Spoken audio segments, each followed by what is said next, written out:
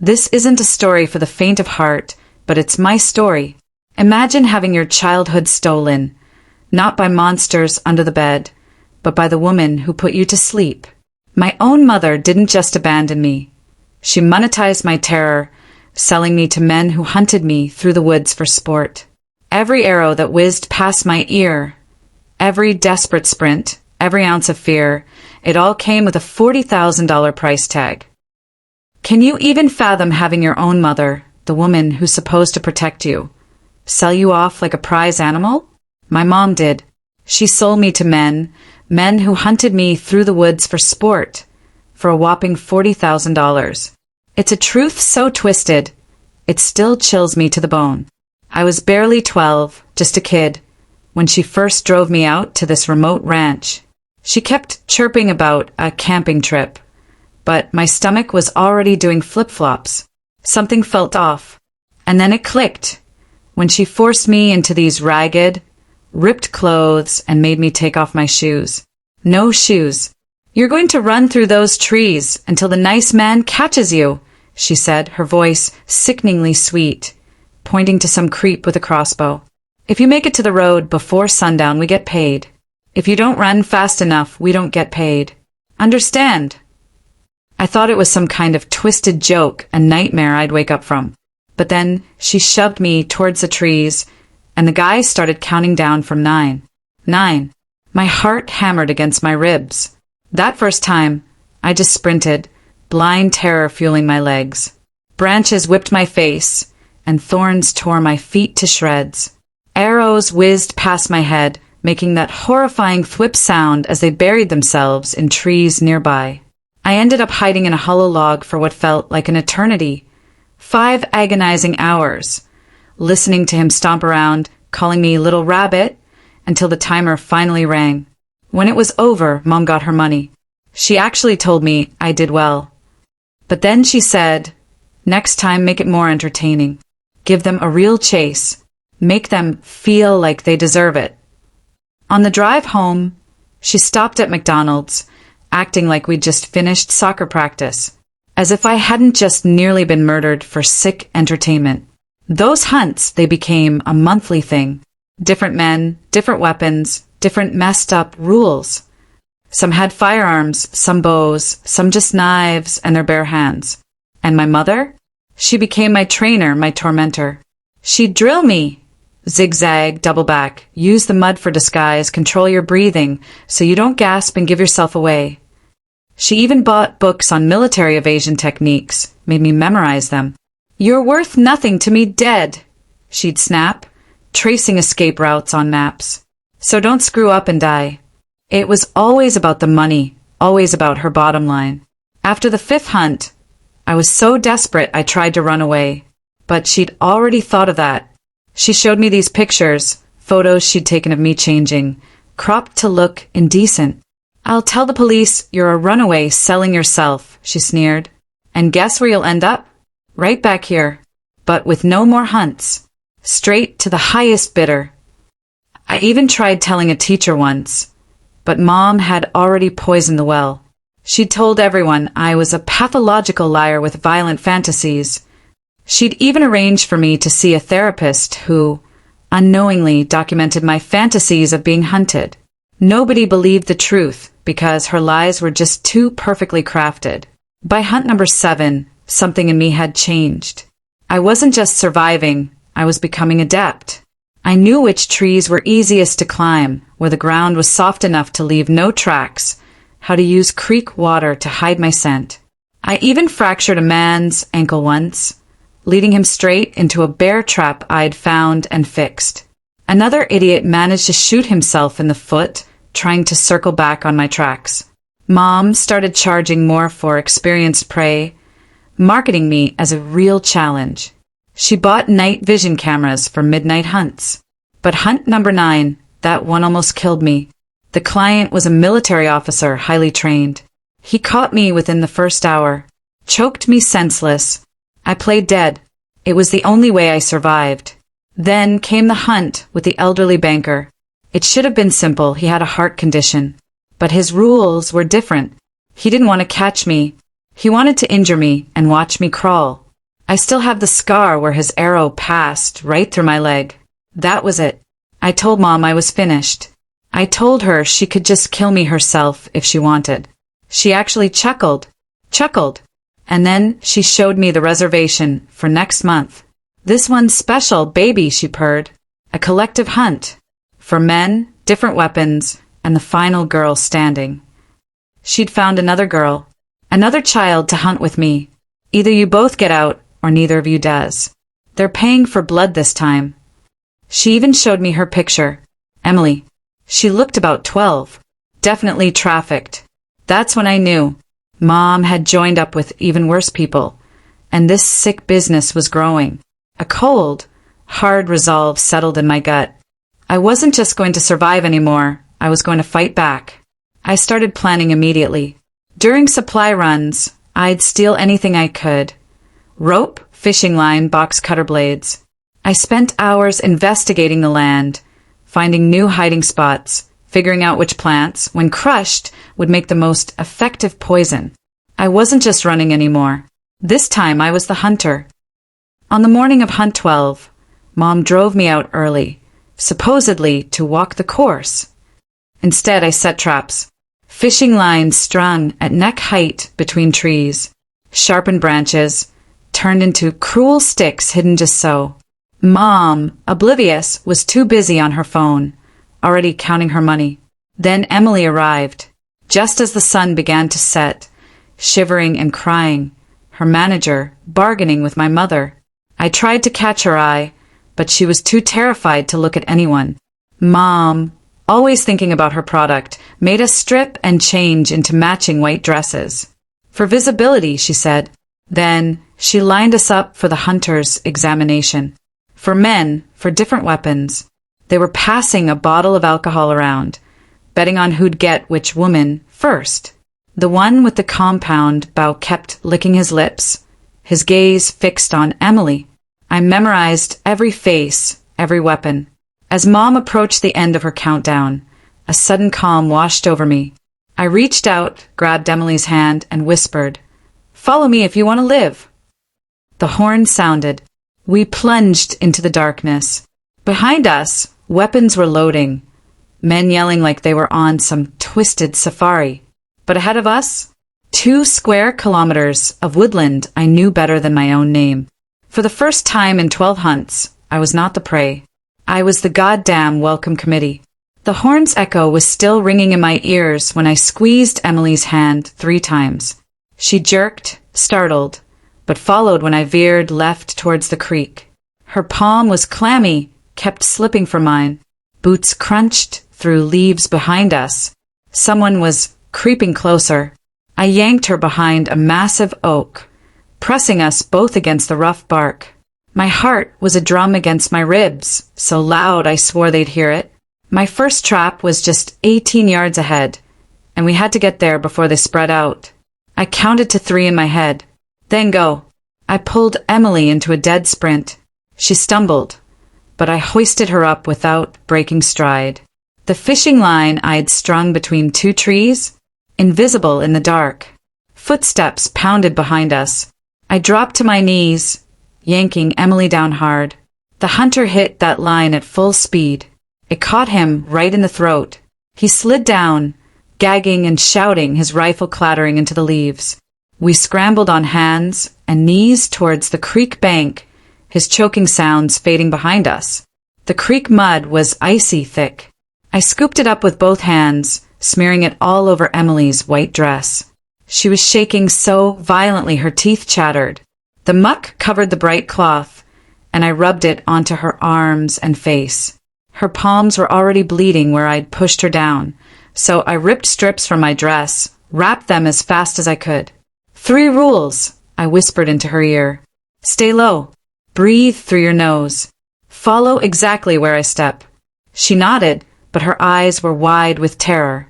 She wasn't processing at all. A voice cut through the trees. David.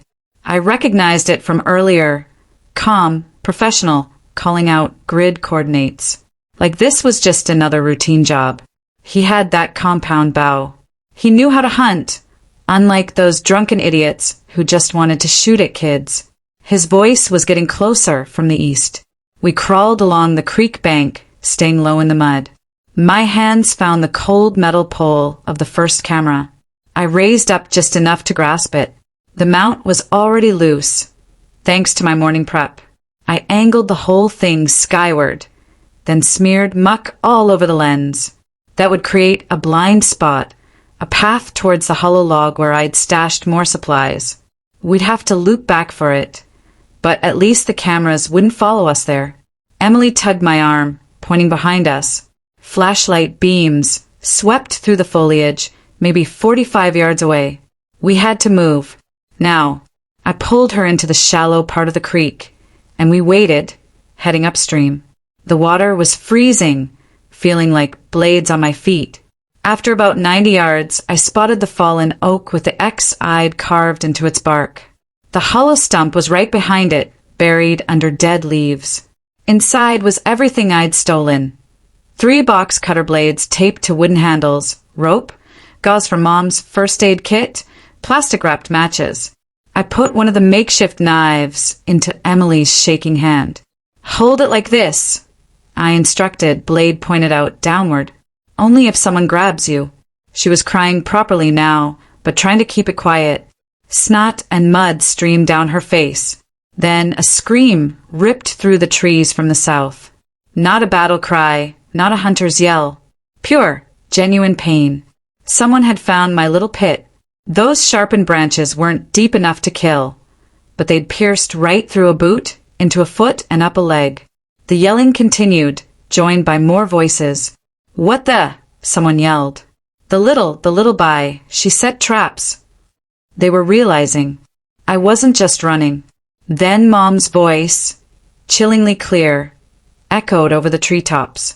She was on the phone, same business tone, discussing timing and bonuses if they finished within an hour. "Yes, both packages are in play," she confirmed. "Premium rates apply for completion before midnight." My stomach burned with a rage so intense, I almost vomited. She was negotiating our deaths like they were pizza deliveries. I wanted to scream, to rip her apart, but Emily needed me to be smart. The creek curved ahead, and I knew every single boulder from my practice runs. "Step exactly where I step," I told Emily. The first rock was solid. The second, it would shift if you hit it wrong.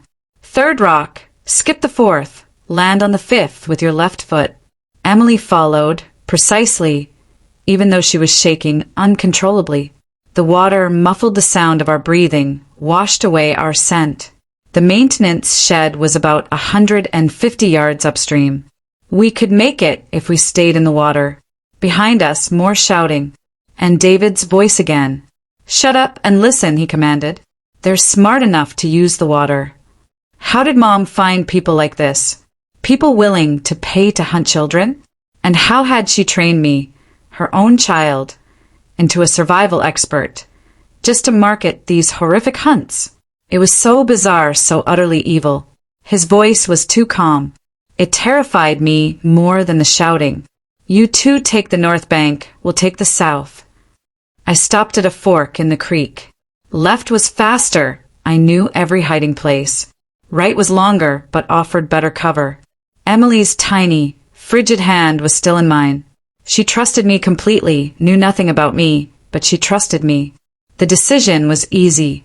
We stayed together no matter what. I refused to let go. We took the right fork, moving slowly, cautiously, through the freezing water. Emily stumbled on a sharp rock, her cold-numbed leg slicing open badly. Blood bloomed into the creek water as I dragged her behind a large boulder where the bank bent.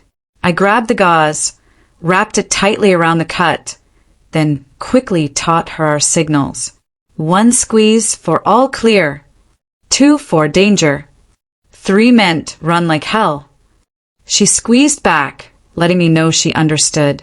The cut was shallow, but it was bleeding enough to leave a trail if we weren't careful. I cupped my hands and made the whistling sound Mom had taught me, the one she used to make hunts more interesting. The sound echoed off the rocks and trees to our west. 2 of the hunters started arguing about which direction it had come from. Their voices bounced, making them hard to pinpoint, but I knew they'd waste precious time checking the wrong spot. We kept heading upstream. Then I saw it, stuck in a tree trunk about head height, an arrow still vibrating slightly from impact.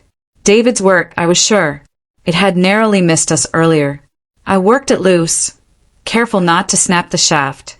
An arrow was a weapon, and weapons, they made things more equal. This carbon fiber arrow was expensive, razor sharp. Now it was mine. Through the woods, I heard the quiet hum of the generator, the one I'd noted on our morning walk. It powered all Mom's cameras and lights. That sound was my compass, guiding me to the power hub. If I could cut the main connection, we'd have so much more space to move without being tracked. We climbed out of the creek, and I led Emily through the thick undergrowth to the electrical box. My hands were numb from the cold, but I forced the box cutter blade out and started sawing into the thick cable feeding the eastern camera bank. The rubber coating was stubborn, my cold fingers kept slipping. But finally, the blade bit into the copper. Sparks flew, and 5 camera lights blinked out at once. A black passage. The hunters were screaming at each other now, not even trying to be quiet. They hadn't expected any opposition, and their drunken impatience made their communication clumsy. I heard 3 distinct voices, which meant one was silent, probably circling wide to cut us off. That scared me more than the loud ones. Behind a fallen oak, I spotted one of Mom's trail cameras, set low to catch us crawling. The SD card was still there. I quickly pocketed it and 2 others I found nearby. Evidence. For later. If we survived. Emily tugged my sleeve, her first words since we started running. "My sister," she whispered, so softly I almost missed it. "He'll hurt my little sister if I don't make him money." That hit me. Hard. The weight of defending more than just us crashed over me like icy water. Her handler wielded power just like Mom did. We weren't just fleeing for our lives. We were fighting for children we'd never even met. I squeezed her hand 3 times, but this time it meant something else. It meant, I understand. The huge pine tree, the one I'd learned to climb during hunt number 5, was just ahead. Its branches started low, grew close together, perfect for a quick ascent, even in the dark. I lifted Emily first, then followed, scraping my palms raw on the rough bark. From 18 feet up, I could see flashlight beams slicing through the foliage. 3 hunters were arguing near the main track, but a 4th light moved in a wider, more deliberate pattern. David. He was trying to hurt us like deer. But I knew these woods better than anyone. His plan had a major flaw. I took out the burner phone I'd found in Mom's car weeks ago, hidden under the driver's seat, probably for emergencies or side deals. The battery was practically dead, glowing red, but I managed to send a text to 911 with our coordinates. The screen went black the second I hit send. But maybe someone would see it in time. We climbed down, slowly, silently, Emily mimicking my exact hand and foot placements. The hunters were getting closer. I could smell cigarette smoke, meaning they'd stopped to regroup. Mom's voice echoed through the trees, not scared, just irritated, like we were making her late for an important appointment. She was still treating this like a business deal while we bled and froze in the dark. The arrow in my palm felt solid, a promise. I showed Emily how to hold it, point out just in case. Her hands shook violently from cold and terror, but she gripped it tight. We had maybe 3 hours until sunrise. 3 hours to outrun 4 men who wanted us dead, and 1 woman who saw us as commodities to be sold. The odds were impossible, but the difference? I wasn't alone. I turned off the phone to save what little battery remained and pointed to the culvert under the old logging road, about half a mile north. That concrete tube would hide us from the cameras, let us move unseen. Emily nodded. We plunged into the underbrush, low, using the thick ferns for cover. My feet knew every root and rock. Mom had made me practice these paths in daylight. We were about 45 yards from the culvert when branches snapped to our left. Too close, too fast. A hunter, knife glinting, burst from the trees, right in front of us. His face was scarlet from running, breath coming in ragged gasps. I grabbed a handful of wet muck and hurled it directly into his eyes before he could even react. He cursed, stumbled back, trying to wipe his face. I shoved him hard, straight towards the punch field I'd set up that morning. His own momentum pulled him back. He collapsed against the sharpened sticks with a scream that tore through the darkness. Stakes pierced his leg and shoulder. Not immediately fatal, but deep. Blood bloomed through his jeans. He was still breathing, moving. I grabbed Emily's wrist, pulled her closer to examine him. His face was pale, breathing rapid, shallow. The signs Mom taught me to look for when the banker had his heart attack. I showed Emily how to feel for a pulse in his neck, made sure she understood what shock looked like. We left him, breathing but stuck. His knife lay somewhere in the leaves, out of reach.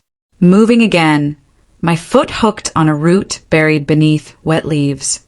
My ankle rolled, sharply with a sickening pop. Pain shot up my leg like a hot poker. I bit down hard on my lip to keep from screaming. I could still walk, but jogging? That was going to be agony.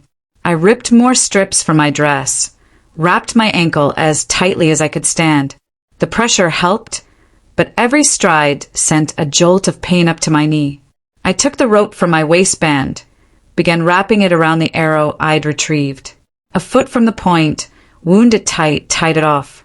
It wasn't pretty, but I now had something with reach. To keep anyone from getting too close, the arrow tip was still sharp.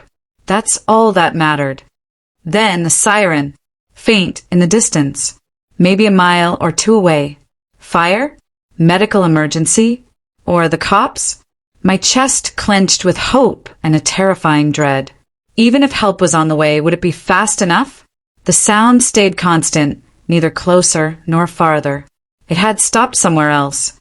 Mom's air horn sounded. 3 short blasts, then 2 long. I knew that pattern. From all her training sessions, the signals she used to make me change direction. 3 short, 2 long. Shift towards the eastern boundary, where the fence was lowest. But instead, we moved west, using her own system against her, deeper into the thickest part of the woods. She'd expect me to follow her cues like always.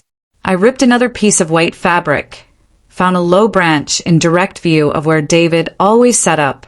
High ground, clear sight lines, thinking like a true hunter. I draped the fabric so it would catch the light, move in the breeze. Less than 15 seconds later, an arrow slammed into the tree right where it hung. David cursed, his voice thick with frustration. He'd wasted a shot. I counted mentally. 5 arrows was standard for a compound bow. This was his 3rd. If he hadn't brought extras, he only had 2 left. His voice grew louder, angrier, spewing insults I won't repeat, stomping around, searching for his wasted arrow. Light rain began to fall. Cold drips. Our wet clothes clung to our skin. The temperature was plummeting. Emily's lips were blue in the faint moonlight. She was shaking, and not just from fear anymore. If we didn't find warmth or cover fast, hypothermia would kill us as surely as an arrow. The rain made everything slick, hard to see. But it also created noise, obscuring our movements. Every storm has a silver lining, Mom used to say, but she usually said it while cooking up something awful. I pulled Emily close, made her mimic my silent jumping jacks, trying to get our blood flowing. My ankle screamed, but warm blood was better than freezing to death. I wrapped my arms around her, pulling her tighter, both of us shivering, sharing what little heat we had left. The maintenance shed, 45 yards through the trees. I knew the latch was broken. Checked it this morning during Mom's prep walk. We moved, squelching through mud and wet leaves, our bare feet making soft sounds the rain mostly covered. The shed door creaked open. Inside, I found the box I'd seen earlier, backup SD cards, and an envelope stuffed with $250 in small bills. Mom's petty cash. I pocketed it. More evidence. Emily squeezed against the wall.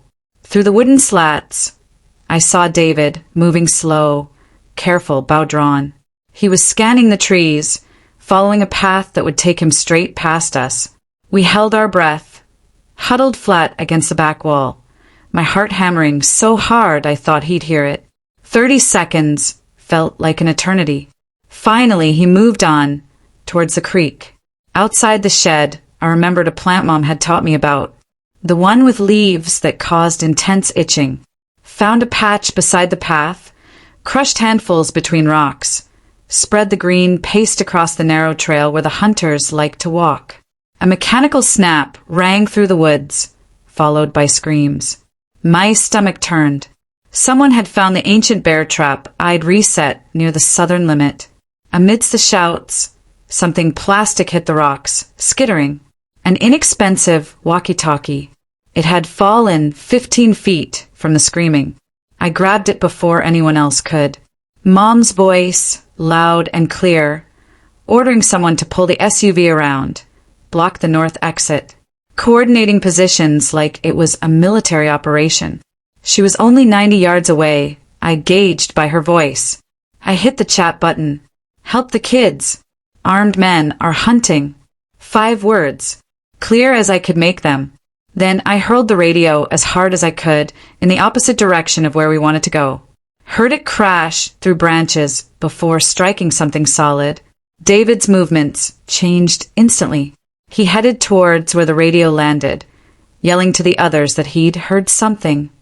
We used his distraction, slipping through the opening he'd made in their perimeter, low, towards the old logging road. The culvert beneath it was our best shot at getting past their barrier without being seen. But it was half full of freezing water from the recent rain.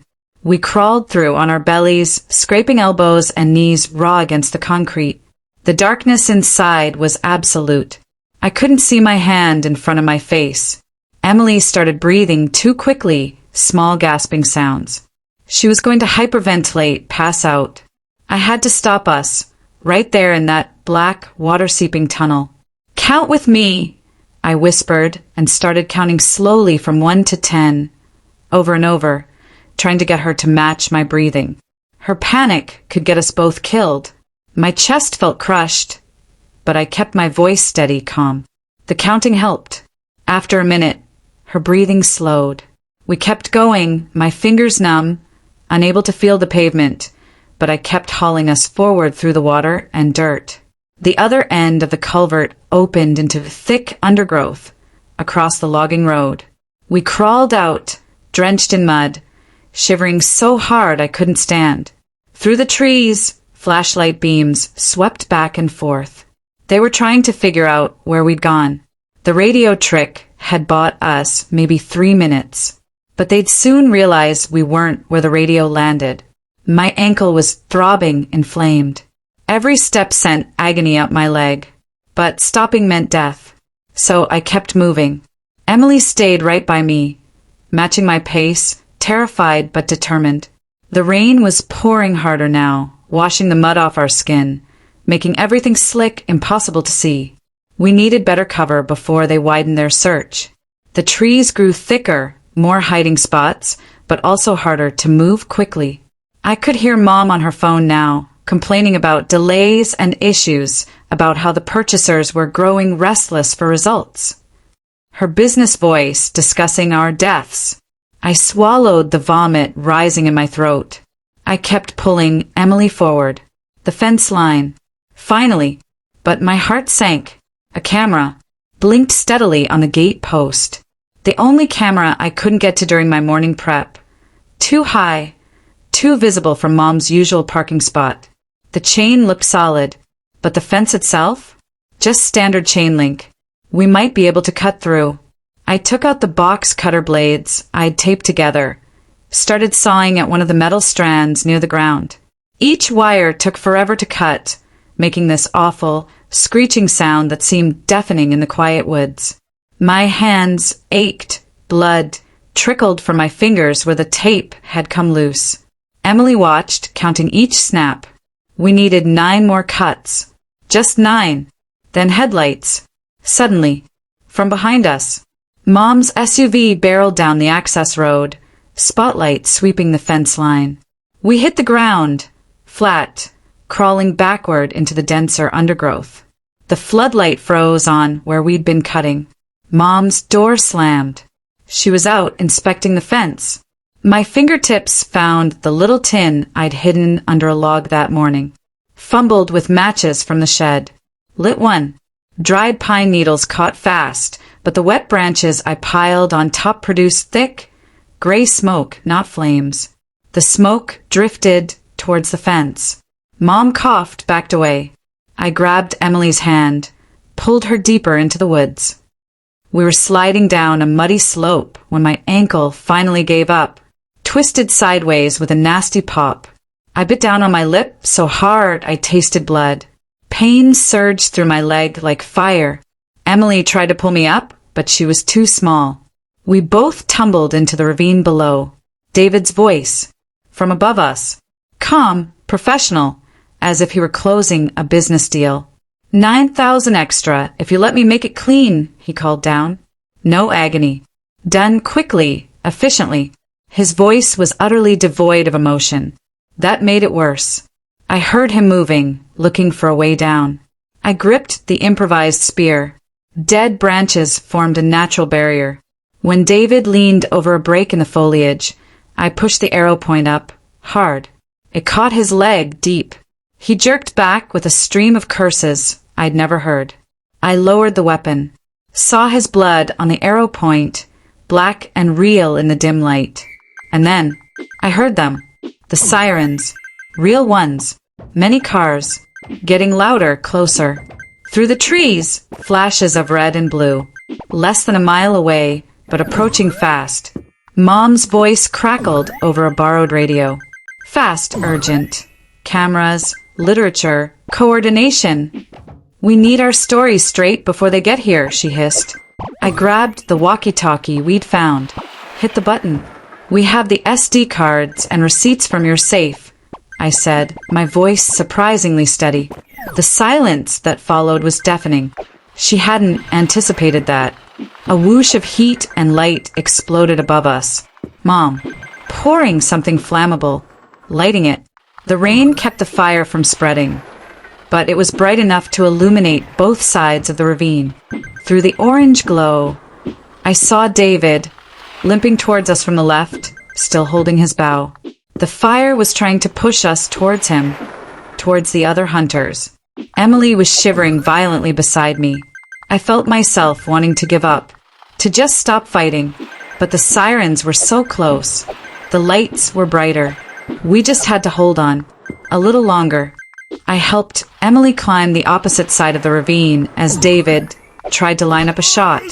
My ankle screamed with every movement, but I kept pushing us forward, towards those beautiful flashing lights, praying someone was finally coming to help. I pulled the white fabric from my pocket, stood up from behind the deadfall, waving it high above my head at the flashing lights. My legs were shaking so bad I couldn't stand, but I kept waving that dirty piece of cloth like my life depended on it, which it did. Emily grabbed my other hand, clutching it tightly. We stood there, exposed, waiting for David or one of the others to shoot an arrow through us before the cops could see. The lights brightened. Car doors slammed. Shouting. Real, official voices. Not drunk hunters or Mom's business tone. Actual cops. Asking questions. Through the trees, I saw uniforms at the front gate. Mom was already there, talking fast, trying to explain away trespassers and damaged surveillance cameras. But her story was unraveling. Her voice faltered. The deputies weren't nodding along as she expected. One was looking at the smoke. Another inspecting her SUV, spotlight still on the fence. Emily and I kept moving towards them. Our shredded white dresses, bloody feet, cuts and bruises told a very different story than whatever Mom was trying to sell. We reached the fence just as one deputy spotted us. His body stiffened, hand to his radio. Freeze! Everyone down, all weapons now. The authority in his voice made my knees buckle. I clutched the fence to stay standing. "We're kids!" I yelled through the chain link. "They're hunting us with weapons. There are 4 of them." The deputy's expression shifted instantly, from confusion to fierce concentration. He called for backup. Another deputy moved to the gate, ignoring Mom's frantic protests about private property. 2 deputies were over the fence in seconds. One stayed with us, checking for injuries, watching the trilline. Within minutes, the guy from the bear trap was in cuffs, his leg wrapped in someone's shirt. David tried to run, but his wounded thigh slowed him. They caught him before he made 15 yards. The scene became controlled chaos. Radios crackling, more sirens. Hunters read their rights. Mom stood there, phone to her ear, trying to reach someone. A separate car pulled up. An older man in a suit got out, navigated the chaos. Detective Parker. He took charge, called for ambulances, started asking us basic questions, scribbling in a little notebook. Another car. A woman stepped out, younger than Mom, but with the same professional demeanor. Her eyes, though, were different. Kinder. Sarah Green from Child Services. She promised to stay with us. Her hand on my shoulder. It was the first time I'd felt protected in years. And that's when the crying started. Not the terror-filled sobs from earlier. Something completely different. The ambulance ride was a blur. Questions, blood pressure cuffs, someone washing the scrapes on my feet, while Emily gripped my hand so tight I thought she'd shatter my fingers. At the hospital, they photographed every injury, documenting the arrow grazes, the sprained ankle, every cut and bruise. They just treated us meticulously. No one asked why we hadn't reported it sooner, or how this could happen. Hay just cared. I pulled out the 3 SD cards from my underwear, handed them to Detective Parker, along with Mom's cash envelope from the shed. Then I asked for paper, drew him a map of all the camera locations, every single one from memory. He just stared, his expression unreadable. He made a call right there, dispatched a tech crew to retrieve all the recording equipment before anyone could tamper with it. They brought Mom in while my ankle was being x-rayed. I heard her through the wall, demanding her lawyer, refusing to answer anything. When they walked her past my room, in handcuffs, I expected to feel something. Victory, relief, even furious anger. But honestly, I felt empty, exhausted, like I'd been running for years and could finally just rest. The detective came back. Enough evidence to hold her without bail. The other hunters, too. Some at the hospital, some at the station. More questions later, he said. But for now, we were safe. That's all that mattered.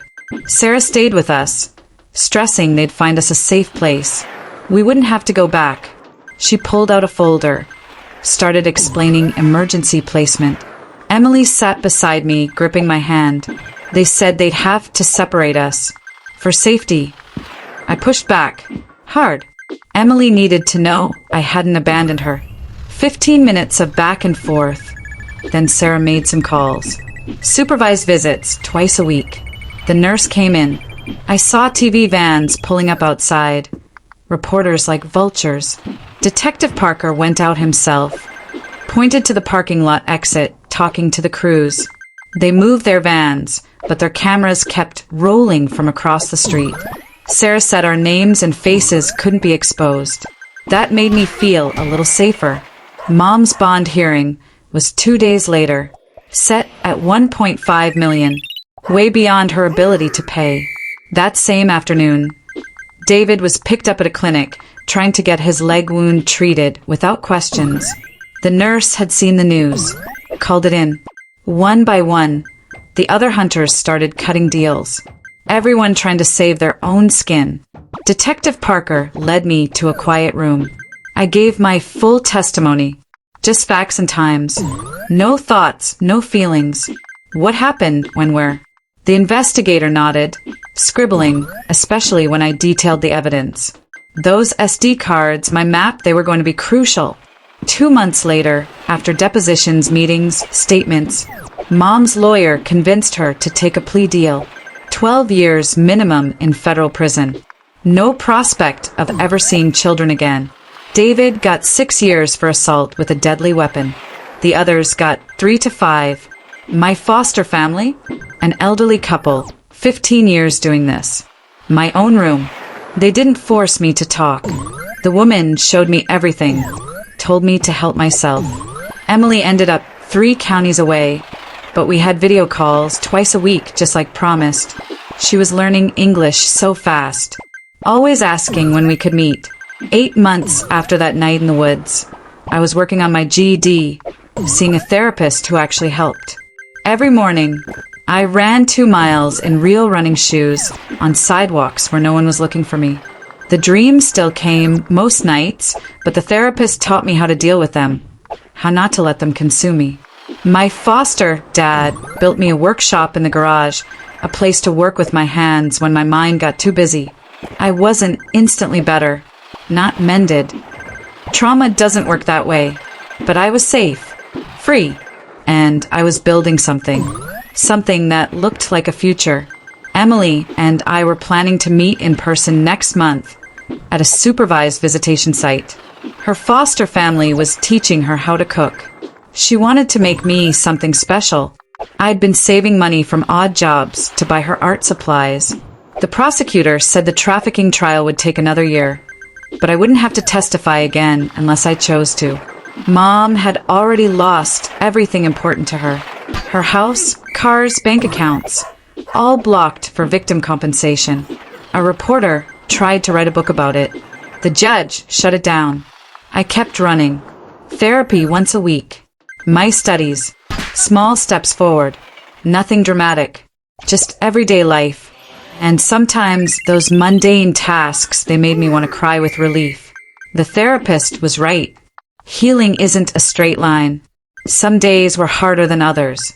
But the hard days became easier. And the good days, they became more common. Tomorrow I had a mock GED test. A job interview at a hardware store. Emily would call tomorrow night. We'd talk about her new school, my running schedule. Anything but what brought us together. We were making new stories. Better, safer ones. And even though we'd never forget the old ones entirely, we were finally learning how to live beyond them.